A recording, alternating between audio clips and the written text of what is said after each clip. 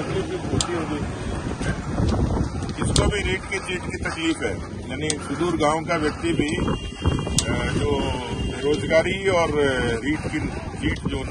Paper leakage है उसकी तकलीफ इनको है। हम भी उम्मीद करते हैं कि जो माड़ा पड़ा है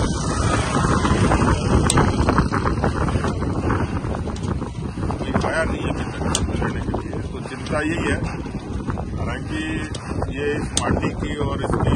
एक खूबी है, लोग यहाँ विपरीत परिस्थिति में, प्रतिकूल परिस्थिति में, इसका उदाहरण उससे बड़ा तो कोई हो ही नहीं सकता कि पूरे दुनिया में ऐसा प्राणी है जो प्रतिकूल परिस्थितियों में धैर्य के साथ, संयम के साथ और मजबूती के साथ, ताकत के साथ जो प्राणी चुनौतियों का सामना करना पड़ता है, उसका नाम है ऊँट, जो राजस्थान का जहाज कहा जाता है। और आज भी अच्छी बात यह है कि किसान भाई इसका उपयोग करते हैं तो प्राणी पर